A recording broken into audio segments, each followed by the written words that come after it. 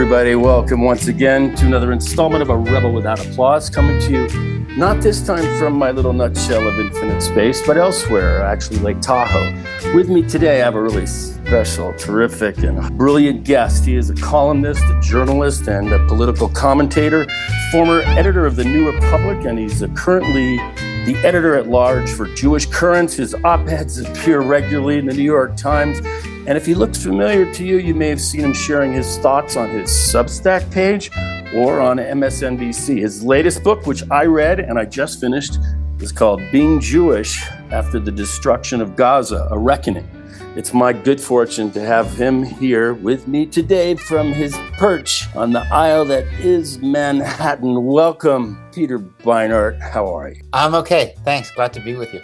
Good. I read the book, and as a fellow landsman, I've been dealing with, the reckoning that you described. And I'll just start with this. When I was a kid, I remember Israel as the gutty little underdog standing up against all those meanie Arab nations. And my mother was a baby refugee from Germany, having been born in Berlin. And, I was very invested as a Valley Reform Jewish kid in the Israeli project. My joke was, if I wanted a tree in Israel, no fucking problem with all the Hadassah and the Ort and the charities and the whole thing. I got most of my relatives under 6 feet of earth in Valhalla in Westchester County. There wasn't a luncheon that they didn't attend.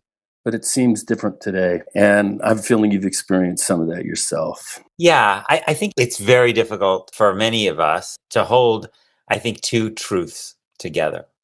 One of which is that for many Jews, not all Jews, but for many Jews, the experience of the creation of a Jewish state coming right after the Shoah, the destruction of 2/3 of European Jewry, not just the creation of a state, but the creation of a state in a place that is absolutely central to Judaism itself, that Jews are just naturally habituated to think about and to long for in a certain sense. It suffuses all of our religious texts and our holidays, was experienced as a miraculous event, right? And it's understandable that many, many Jews felt that way. But it was also the case that there was another group of people who were there, and that the creation of the state of Israel required their mass expulsion. To create a Jewish state in which you have a large Jewish majority and Jews were running things, there were simply too many Palestinians around. They were living on too much of the land for that to be possible, right? Mm-hmm. And so from that beginning, you have these dual realities. And this process of expulsion that began in 1948 and has continued, and of oppression, especially of Israel, since it in 1967 took these territories, the West Bank and Gaza, where Palestinians live under Israeli control but don't have citizenship or the right to vote. This is a very brutal oppression.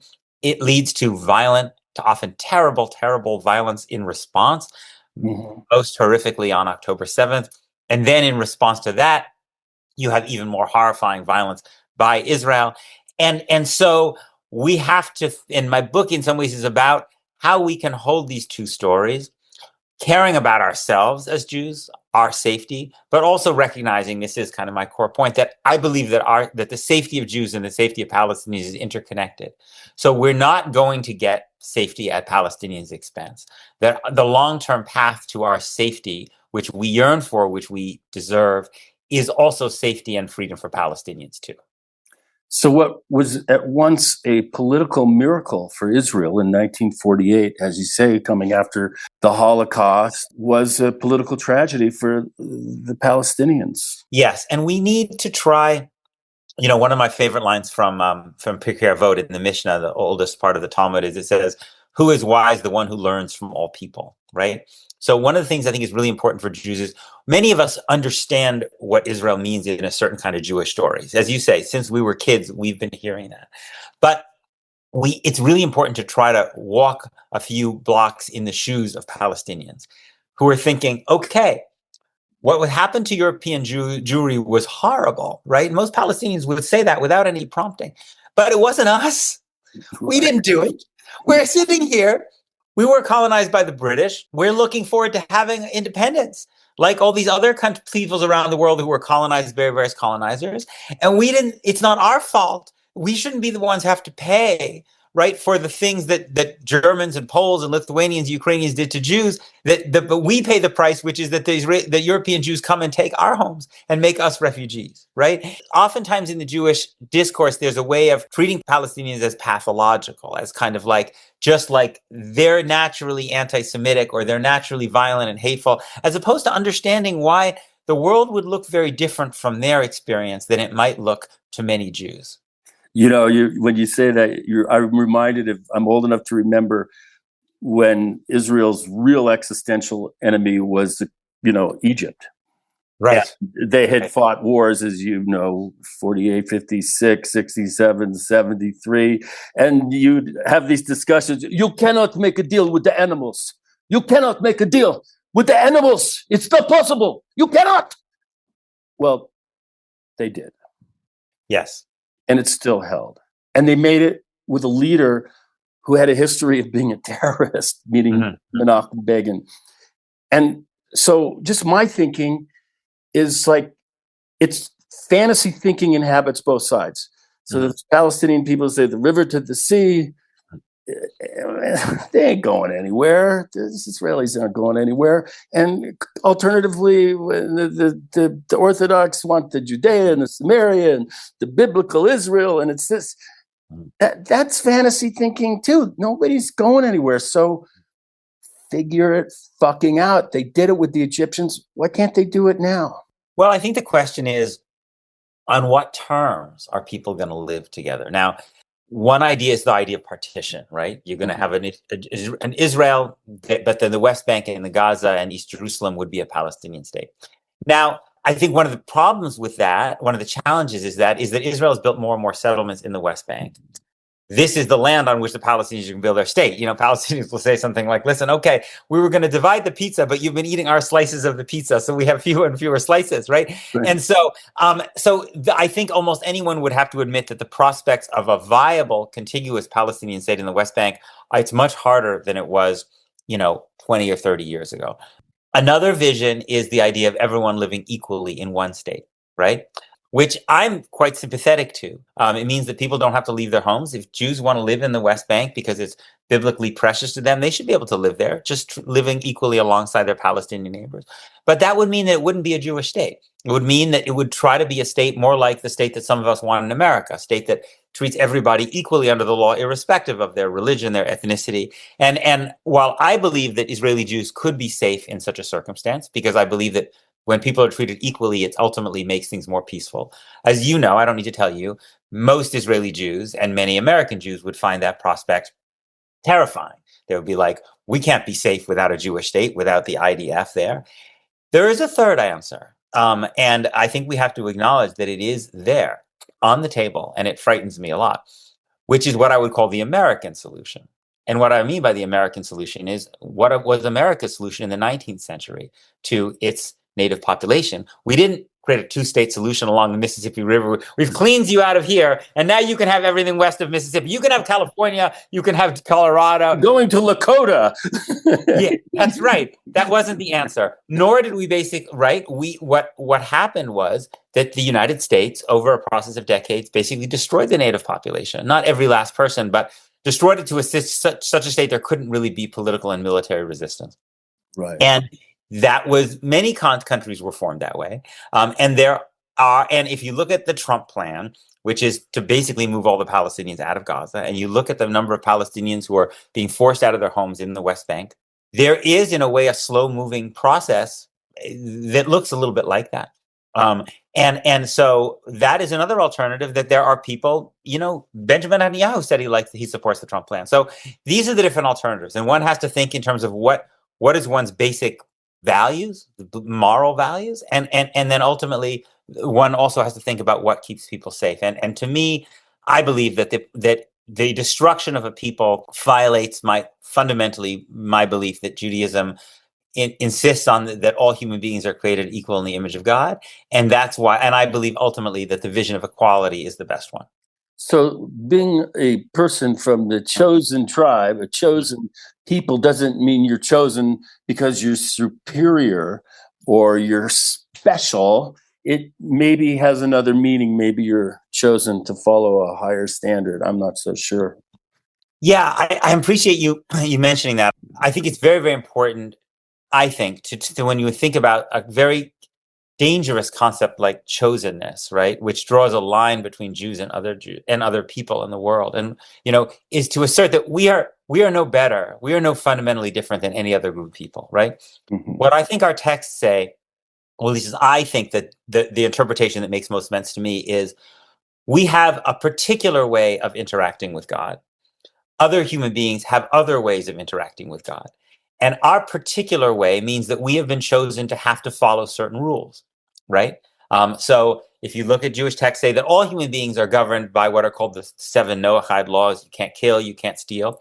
But not everybody is supposed to not eat milk and meat together, right? Or to not turn on their cell phone on Shabbat. Those are our particular rules. Those are the particular way that we connect to God, and we are chosen to have to live up to that set of particular rules, and other people may have their own rules. And that, I think, is the way of thinking about chosenness that doesn't slide into supremacy, which I think is really important. My joke is, I would say to a girl, well, hey, if God chose me, I don't see why you can't, How did that work out for you? Did that go over with? I've been a member of a cult. It's called Jews for Gentile Girls, Interesting. When my grandparents came to this country, they converted from Judaism to capitalism, and I can tell you they've been extremely observant ever since. What can I say? It's been a pretty seamless transition. Oh my goodness. I've really enjoyed the book. I want to just say right off, it's a gutsy book, because I'm sure it did not come without personal consequences for you, amongst your friends and your own communities. I have a lot of Jewish friends, including within my own family, that they can't face the criminality of really what's going on there. I saw a great movie last night. It's called The Four Feathers, and it's a little bit like a precursor to Lawrence of Arabia. And what you see is this clash between nationalism and tribalism. Mm-hmm. And tribalism is one of the scourges, in my view, of the 20th century. Mm-hmm. And I feel like we as Jewish people are falling victim to my tribe, right or wrong. And yeah, I don't know. Yeah, I worry about that a lot too. I mean, I think that it is understandable, it is laudable that we have a sense of obligation to one another. That many Jews, like myself, were raised to think about Jews as a kind of imagined family, right? That Bnei Yisrael, the children of Israel, right? That we kind of, and there's lots in Jewish tradition. There's a famous line, Kol Yisrael Aravim Zeh LaZeh. All Jews are responsible for one another.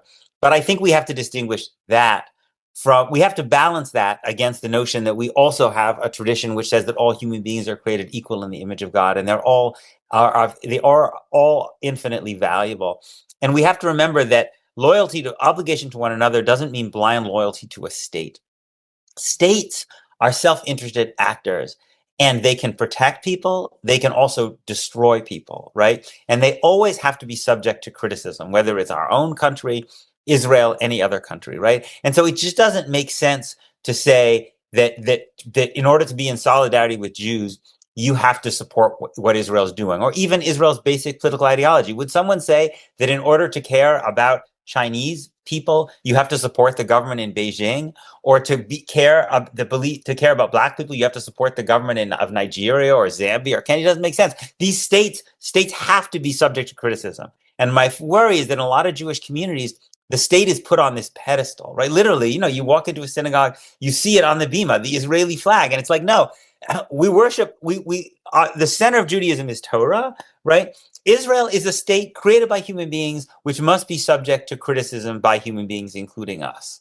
Which comes full circle to, I think, a point you made in your book, that this sort of worship that you're describing is a form of idolatry, right? As you describe it. I'm more paraphrasing. Yes. Which in its essence is at the core of Jewish belief. Like, we don't Two idols. No, that's exactly right. In fact, I mean, I study, I study Talmud, and the particular tractate that I'm studying now, which is the tractate called Avodah Zarah, is entirely about Avodah Zarah. Could be translated as idolatry. The entire tractate of the Talmud about basically how terrible idolatry is and how much you must do everything in your possible power to avoid it. Right, and we think of idolatry as this, I don't know, like, bowing to some like statue or something, but really, idolatry is the worship of something that's human made, right? And in some way, and so a state is made by human beings, right? And so you can support a state. You can say, on balance, I think there should be a Jewish state of Israel. That's a position you can take, but it must be able to be subject to criticism. And what I worry about often in the Jewish community is that there is a kind of worship of the state, which is to say, whatever Israeli leaders say Israel is doing at the moment must be right, even if what they're saying now contradicts what they were saying a while ago, right? And so you see the American Jewish leadership. It's like when the Israeli government said it supported a Palestinian state, the line in the American Jewish community is like, we support a Palestinian state, but the darn Palestinians, they won't accept one. And then when Netanyahu comes in, he's like, I don't support a Palestinian state. The line switches, and it's like, of course we don't support a Palestinian state. It's way too dangerous. Like, no, you have to have you have to think for yourself, and you have to be able to have an independent perspective in which you can subject this state to criticism. It reminds me sometimes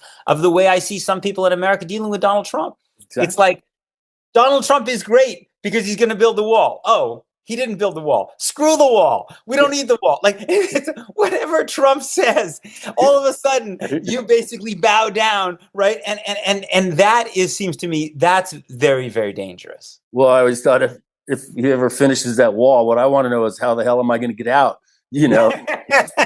Like, that's my concern. I want to get out, and I don't care about people coming in. Yeah. And I'm in LA, and our city is under assault. It's like crystal knocked in La La Land is what's going on. It's saying, you're talking about idolatry, and my feeling about idolatry is I wasn't sure why those ancient Hebrews gave them up, other than that they're really heavy. And if you got to split, it's like, what about the sun god and the ocean god? And no, just take the fucking book, the Torah, the thing, and we're out of here. I thought that was the reason, because we could travel light. Absolutely. No. I mean, George Steiner famously said that the Torah is the Jews' portable homeland, right? And right. I mean, not just idolatry, but there was a temple in Jerusalem, which Judaism was built around animal sacrifice, and that's not portable, right? But the value of a set of texts is that they can be read and reinterpreted around the world. And so, yes, that's part of, I think, the power of Judaism and other monotheistic religions, is that they're not bound to a certain place and time, that there's something more broad and more universal about them. Right. And a lot of those, they threw out their backs. There was a lot of herniated discs. There's just a lot of issues that people aren't talking about. Today we forget how heavy they were, So I don't want to get off this subject, but it's thrown a cleaver, the Jewish community and largely conscience, and I'll tell you a story, I come from very Reform, but I'm often asked, like, Bill, could you lead the friggin' Passover? And I said, well, yeah, this is a really interesting story. It feels like it's the first liberation story in all of literature. Is there one that precedes it? I'm not sure. Mm-hmm. And it's nonviolent, essentially. Mm-hmm. Well, I mean, God intervenes and throws in the ocean, and Yeah, and the destruction of the Egyptians in the Yam Suf. But other than that, it's not violent. Yeah, but Israel, they weren't. It wasn't like we killed and rose up. I think you talked about something in Purim where it was actually half of the story is a Jewish revenge narrative that isn't talked about. And I'm curious for you, because I know you've had some change of heart over your career, about the nature of and efficacy of violence, state violence, or otherwise. Yeah. Did a lot of reading about Gandhi and some of our avatars here. I think we should all work towards a world of nonviolence, right, in which conflicts are solved peacefully. And I think that Judaism, like perhaps other religions, has a messianic vision. The kind of from the prophet Isaiah and others. That people will turn their swords into plowshares, even that the lion will lie down with the lamb. I think Woody Allen said, the lion will lie down with the lamb, but the lamb won't get a good night's sleep or something. Yeah.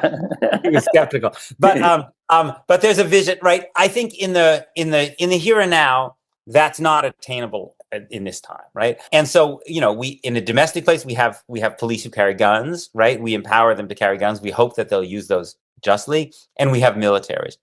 What I think you need is rules around that, right? So you need rules around the use of violence to try to limit it and to ensure that whether it's the violence inside a state, or the violence outside of a state between states, that it is always a last resort, and it only and it is and there are also rules about how it's used, right? This is part of what's so horrifying about Trump and the use of ICE, right? Is that it's not that we don't think that there should be any immigration enforcement, or we don't think there should be any police or any federal agents, but they have to be bound by the law, right? And similarly, if you're fighting a war, God forbid, under international law, there are rules about the treatment of civilians. You can't shut off food and water to an entire population, as Israel did for months earlier this year, right? There are rules of war. And I think that is, we would have a long way to go just to get to that place, right? And I think that would be a much better world. And that, I think, is the kind of vision of law surrounding violence and force that I would hope we could move towards. Now, speaking of violence and force, it's such a dynamic environment. Things are changing, but I guess Hamas is not destroyed, but they're not weaker. They're not stronger than they were on October 7th. Yeah. They've been shattered. Yeah. Folks in Lebanon, Hezbollah people are, this isn't their high water mark. Assad is gone. And he's going back to optometry. I'm not sure where he's yes, in Russia, of all places. He's seeing patients. I'm sure he's got a great practice now. Yeah, he's seeing patients. And right. They're like, how long have you been doing this? Yeah, technology's changed. Right. Now that's a mid-career change. Yeah. And of course, our Farsi friends in Iran, I don't know where they are with the nuclear bomb, but they're not stronger.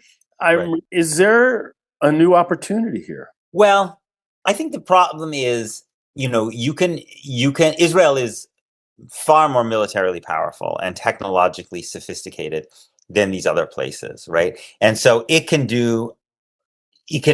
beat the hell out of them militarily and run circles around them, as it has been doing, right?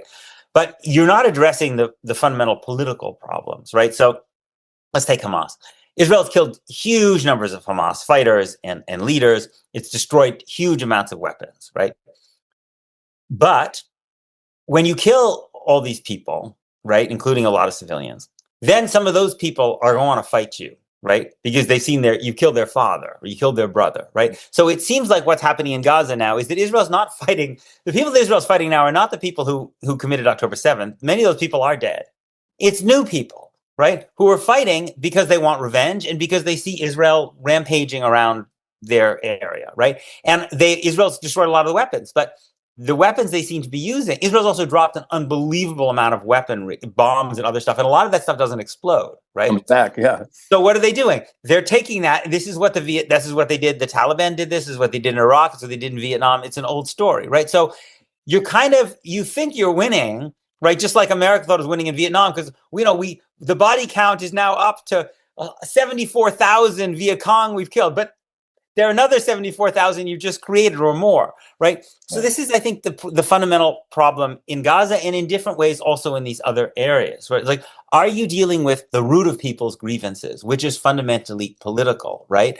And I think that's why I worry that Israel is not making itself safer, even though it has even though it has acted in these very aggressive military ways. The core political grievance has not been addressed. It's been exacerbated, in my view, over the last few decades. Yeah.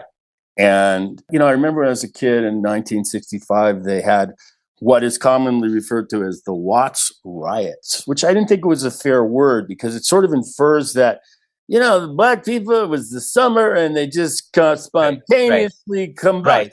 Right. They just blow up. You can't help it. As if the decades of police brutality and housing restrictions and all the injustices that were heaped upon them were just out of nowhere. And I feel like at Yes. least in Jewish and in American, maybe even liberal democratic political thinking, that's still there. It's just like October 7th. I'm not here to defend it. It's a nightmare. Absolutely. But it didn't come from friggin' nowhere.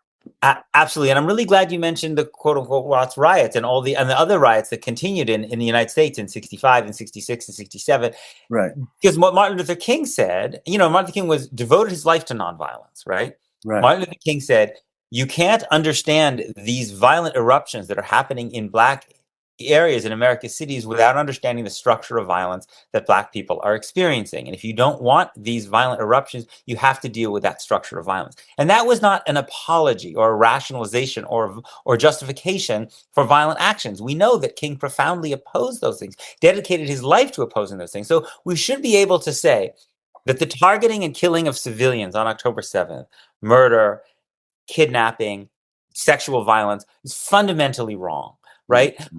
Period. But we should also be able to say, if you are not willing to have a conversation about the context, about the structure of violence that Palestinians lived under, then what you're essentially saying is they're just barbarians. They're savages. Like saying they do this for fun. And then the lesson of that is, well, we just need to kill them, basically. And the truth is, most of the people in Gaza are from families of refugees that were expelled from Israel in 1948. You can't understand Gaza without understanding that. Many of them can see the lands from which their parents or grandparents were expelled. They've been living inside a blockade since 2007 that Human Rights Watch calls an open-air prison. The UN said Gaza was unlivable before October 7th. My friend Mohammed Shahada, and if anyone's listening, I'd really encourage people to look at his work. He grew up in Gaza. He said that everybody he knew growing up in Gaza contemplated suicide, even though it's a very grave sin in Islam. People would get older and older and they wouldn't even wish each other happy birthday because they had no prospect for a better life. Even if they got 3 degrees and they were the top of their class, they didn't have the prospect for any decent job. There wasn't enough water. There wasn't enough electricity. And so these are not decent conditions of life. This is a suffocating, plus they're being bombed periodically by Israel.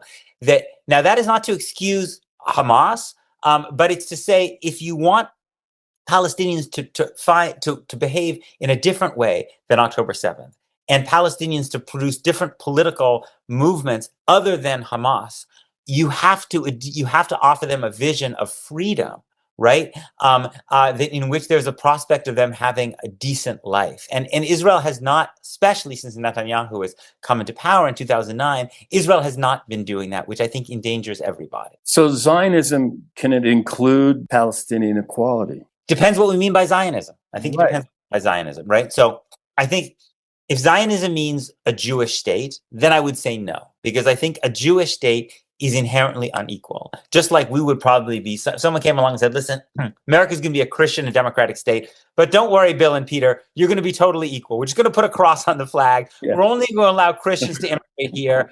And most of the land is going to be controlled by a Christian organization, which is kind of the way public land works in Israel, but you'll be fine. We'd be like, not so sure, right? So in that sense, no. And that's why I don't believe in Jewish states, Christian states, Muslim states, Hindu states. If one thinks about Zionism the way some people did before 1948, which is it meant a thriving Jewish culture, a thriving Jewish society, people speaking Hebrew, people living there, doing a kind of Jewish cultural production that you can only do there, that is harder, that you can't exactly do in LA or New York, because you're living on that precious land and you're speaking Hebrew, then I think it can exist. Then I think it can. So it depends what we mean by Zionism. Right. Well, I know some of the current leaders have Nobel Peace Prize envy, big time. Yes. I saw the letter that was handed across the desk. And it was like Mussolini nominating Hitler or Bonnie nominating Clyde. The funny thing is, why doesn't Trump just create his own Trump Prize, right? And give it to himself? He can give it to himself every day. Like, why does he need this? Yeah, and Netanyahu was talking about the freedom to choose to leave. Yes, that's right. Nice freedom you got there. Right? It's like, I'm coming to your house. Good news. You have the freedom to leave. In 5 minutes. Yeah, thanks a lot. After I've just wrecked the house, right? Yeah. It's unlivable, right? Like, yeah, thanks a lot. And you can go to South Sudan. It's not that they're offering them Monaco.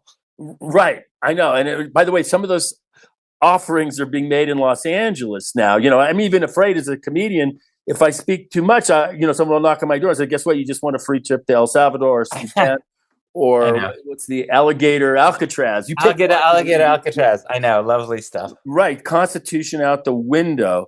I'm trying to find what is the hopeful alternative. I'm not here to interpret Netanyahu. I don't know him. I think he's motivated by somewhere deep in his soul about what happened to his brother at the airport, many decades ago. But I think these guys all want to be remembered historically as somewhat heroic. Mm-hmm. And I think there's a chance, but what do I know? I don't know. I think Netanyahu, like most politicians, wants to stay in power, and he's also living in an environment, I think is partly what Trump has done and other people have done, in which the rules about what you can do to stay in power have become, let's say, more plastic. Right. And so that so he's doing all kinds of kind of Trump-like things, basically screw around with the political and judicial process in order to stay in power. I think Trump has always also had two heroes. One of them is Winston Churchill, and the other is the revisionist Zionist leader Vladimir Jabotinsky. And what kind of they're both famous for among their acolytes is that they saw Hitler coming before other people did. They saw the threat. And so I think that's the template for Netanyahu, is that basically it's 1938, right? He talks about that with Iran all the time, but also with the Palestinians and others. And I think that template, I think, is very, very problematic for this particular situation, right? Israel is not the equivalent. Israel, because it basically means that the only thing you can do with the Nazis, right, is to fight like hell and try to destroy them before they destroy you, right? And when you it precludes the possibility of actually coming to some kind of political or diplomatic agreement with people based on the fact that they have legitimate concerns, right? Israel is afraid of Iran. The Iranians are also pretty afraid of Israel. Right? Because Israel's been beating the hell out of them now year after year after year, right? And even the people who hate the regime are afraid of Israel because Israel just bombed them, right? And they've been subject to economic sanctions. So you have to be able to see people as human beings. And if you see them just as the reincarnation of Nazis, you're not really seeing them as human beings. Right. And actually, what's ironic is Israel's had ancient ties with a stable Jewish population going back generations in Iran or Persia. As a point of information, my family is in the radio station business here in Los Angeles, and we own and operate KIRN, Iran, which is the only Farsi station interesting. in America, as far as I know. And, there's Jews and Muslims working there, and they all worship the same God. It's money. And, and advertisers. They found common ground. The good news is nobody in my family understands Farsi, so whatever they're saying, we have no clue.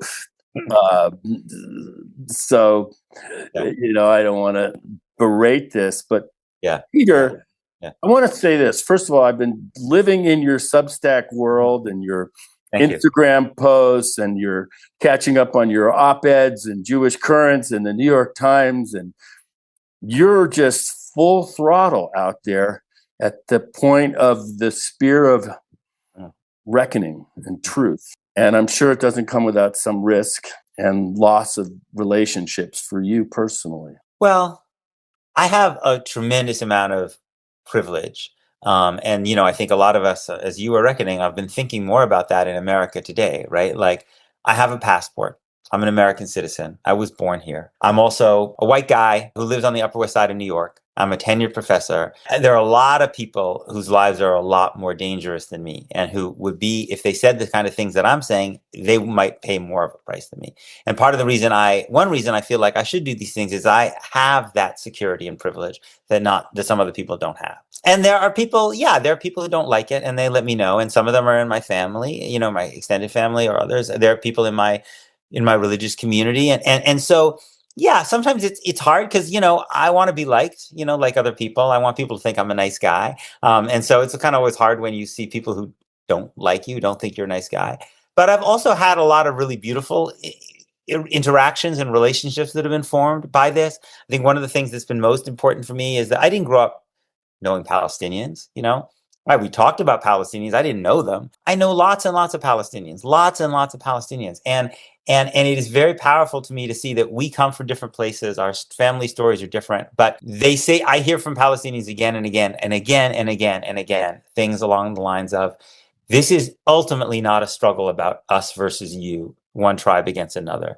It's about basically how people should treat one another, right? And that we share basic common values. And so I wouldn't trade that. Like, that's very precious to me. And also a lot of younger American Jews, because, there are a lot of younger American Jews who, like you, are very alienated. They're like, I can't believe this. Like, I can't believe this is being done in my name. Like, I can't believe that I can't talk to my parents about it. I can't talk to my rabbi about it. Like, and I feel like I also get to see how much energy and passion there is among younger American Jews who I think want a more moral American Jewish community. And so that really energizes me. And I feel actually like super, super grateful to be able to do work that I feel like has purpose. Well, my own experience is I play jazz. So every Thursday I'm down in the hood playing with all my Black friends, and it's the happiest, richest night of my life.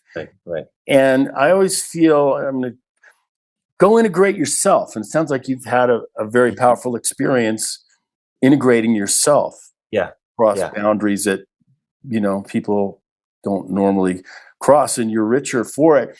And I'm just going to think about this. Frederick Douglass had this famous speech in like the 1850s, the July 4th speech. It should be right up there with the Lincoln Second Inaugural and the Gettysburg Address. He didn't edit it. It was very long. He could have shortened it, but that's a little after the fact. But the point that when I read it, it was like the white people, the slavers, would be liberated too.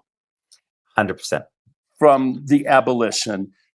And 100%. I feel like the Israelis are shackled in this thing, generation after generation of Israeli kids having to patrol streets and carry guns. Is that freedom for them? No, you're so right. I mean, there were just a bunch of Israeli soldiers killed, just the other day. And it's not just killed, what the Israeli kids do. And these are kids like, these are young kids. They go serve in the military and then they go to like Kathmandu for a year, right? Or they go to South America. And partly what they're doing, I think, is trying to escape from what they've seen and what they've done, right? I mean, it's not good to send 19-year-old kids to go and be occupiers of another population, having to have life and death power over men, women, and children sitting there in the baking sun at a checkpoint, or God forbid, going house to house in Gaza and blowing things up and killing people. It destroys. And so, yes, I really believe this is one of the points that Martin Luther King made and James Baldwin made about white Americans. He said, you need to be liberated from supremacy, just like we need to be liberated from inferiority, And I think that's my hope, that you and I will live long enough to see that happen in Israel and Palestine. Yeah, a lot of those Israeli kids come to LA and become surfers, and they take my waves at Malibu. So there's all kinds of... You're suffering too. I'm paying a very high price. You stole my wave. So Peter Beinart, I feel like I made hopefully a new friend, because absolutely, I'm a big time admirer. I really appreciate you. Thank you. Dropping in and doing the hang on my little pod, A Rebel Without Applause. Folks, thanks for hanging in. A couple notes. Read the book. Tell me the title again, your latest. Being Jewish After the Destruction of Gaza. A Reckoning. Check out Peter's Substack. He's really at the point of the spear, whether it's domestically, the Democratic Party, Judaism, the whole world, he's taking it on. Till next time, namaste, shalom, and aloha. By that I mean namashaloha. See.